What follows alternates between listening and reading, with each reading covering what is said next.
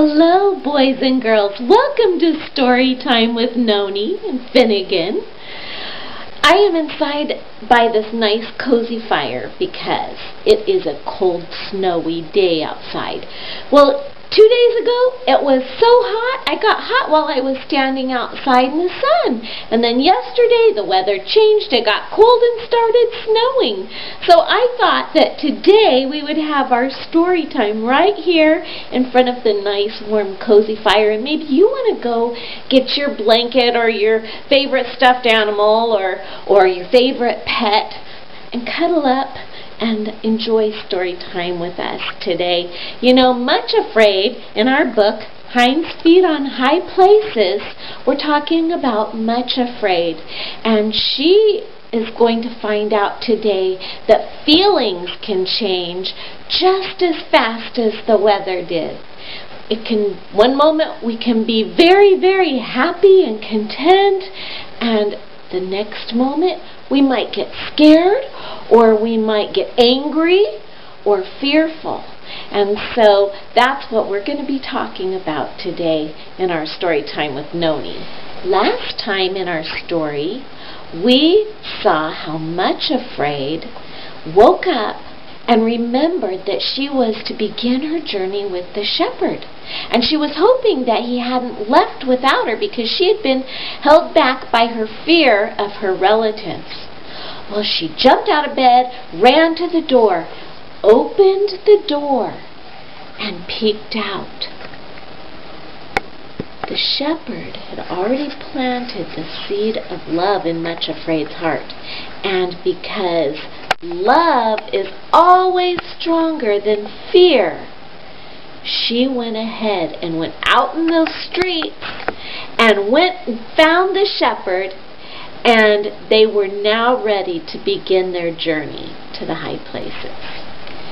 It was a beautiful day on the morning that the shepherd and Much Afraid began their journey to the high places. They started walking through the grassy fields, and there were so many wildflowers. It looked like a carpet of just beautiful colors. And Much Afraid said to the shepherd, "Shepherd, there's one thing I don't understand. There are so many beautiful flowers out here in the fields where nobody ever really gets to enjoy the flowers unless they happen to walk out here, and not very many people do." And the shepherd just looked at Much Afraid and he said, "Oh, Much Afraid, you know, nothing that my father and I make is ever wasted."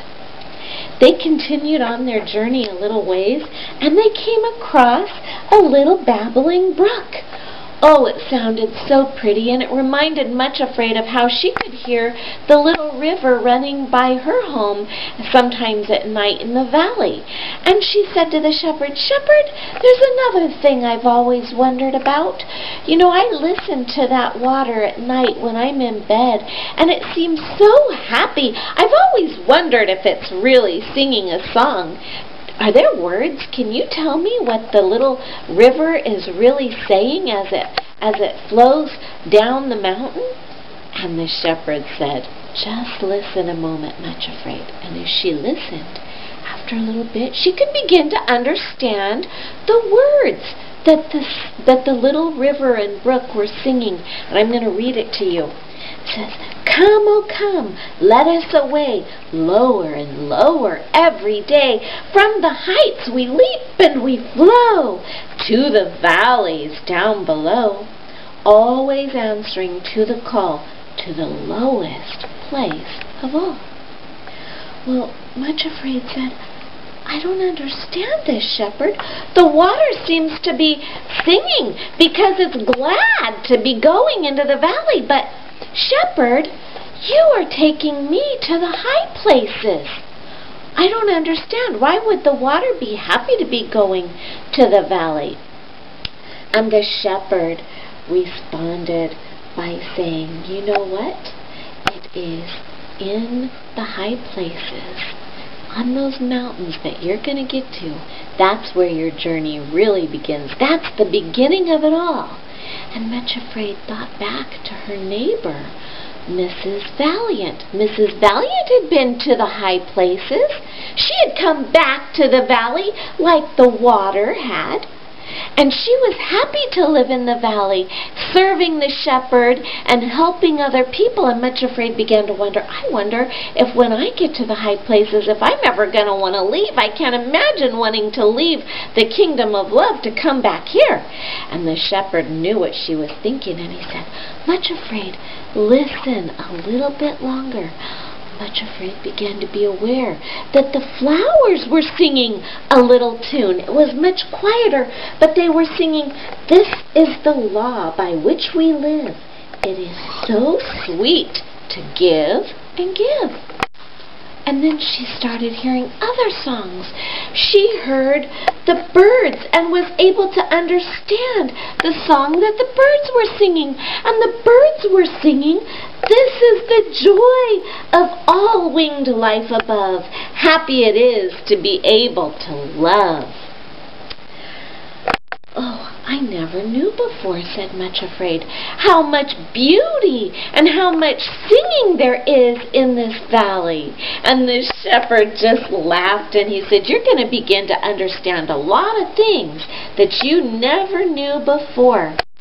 Do you remember, Much Afraid? There were things that I promised you, and we very soon are going to be to the base of the mountains where you're going to meet your 2 helpers that I promised to give you. Much Afraid had forgotten about that. She said, Oh yes, I remember. You're going to give me Hind's feet, and you're going to give me helpers, and you are going to give me a new name, aren't you? And he said, when you get to the kingdom of love, up to the high places, and the seed of love blooms in your life, in your heart, that's when you are going to get a new name. Well, Much Afraid got to thinking about these helpers, and she said to the shepherd, You know, shepherd, I've been doing so well walking along this pasture with you. I haven't felt weak at all, and you know, I just was thinking that it would be so much better if you could help me the whole way. I don't think that there are any other helpers that could help me near as much as you could, shepherd. Won't you please take me all the way to the high places? And the shepherd looked at her so lovingly, and he said, Much Afraid, you know I would love to do that for you, but you see, if I carry you over the rough places, if I'm there to help you and don't allow you to walk on your own with the 2 very special helpers that I have picked out for you, you won't ever develop your hind feet. And you won't be able to go leaping and jumping away from your enemies right along with me. So you see, Much Afraid, this is the very best way. I want you to develop Hind's feet so you can follow after me. And it's going to seem like a very, very hard journey sometimes. But always remember that even if you can't see me, I will be right there with you. And when you call out to me, I'll just show myself to you and be there to help you with whatever you need help with. But for now, will you trust me, Much Afraid? She said, Yes, I will trust you. I trust you, shepherd, that you know what's best for me. Well, they walked on a little bit further, and after a little bit, they came around a curve, and sitting on a rock were 2 helpers that the shepherd had assigned to Much Afraid. She could see them from a distance, and she wondered about them. They had veils over their faces. And they got a little bit closer, and as they drew closer, both of the ladies stood up and bowed very low before the shepherd. Much Afraid turned and looked at the shepherd. She was beginning to wonder about them. She said, Who are these helpers, shepherd? Why are their faces veiled? Why are they silent? Don't they know how to speak? And the shepherd said, much afraid? These are the 2 helpers that I've given you, and yes, they can speak, but they speak the language of the mountains that you haven't learned yet. But as you walk with them, you'll begin to learn. Much afraid? This first helper, her name is Sorrow. And the second helper here is her twin sister, and her name is Suffering. Much afraid, could not believe her ears. Shepherd? What are you talking about? How in the world can I travel with sorrow and suffering? Fear was enough, but sorrow and suffering, it just seems like impossible. I can't do this. How could you do this to me, shepherd? How could you ever expect me to travel on this journey with sorrow and suffering? I don't understand. And the shepherd looked at Much Afraid so lovingly, and he said, Much Afraid, do you want to go back to the valley? Do you want to go back to your fearing relatives? To Craven fear himself? Or are you willing to trust me and take the hands of the helpers that I have given to you and go on this journey to the high places where you will be given a new name? Much Afraid thought for a little bit, and then she looked at the shepherd. She said, Shepherd, there's no one to go back to. You are all that I have in my whole life, and I love you, and I will choose to trust you. You see, that seed of love was already beginning to grow a little bit within Much Afraid's heart. She was ready and willing to trust the shepherd because she loved him and she knew that he loved her. And that was stronger than the fear of traveling with sorrow and suffering. And the shepherd, when Much Afraid said that she would go on this journey with the helpers he had given her, he just put back his head and he laughed a happy laugh. It seemed like the mountains themselves were laughing a joyous laugh of victory because Much Afraid had agreed to go on this journey that the shepherd wanted her to go on. And so Much Afraid turned to her new helpers, Sorrow and Suffering. She didn't take their hands that they put out to help her.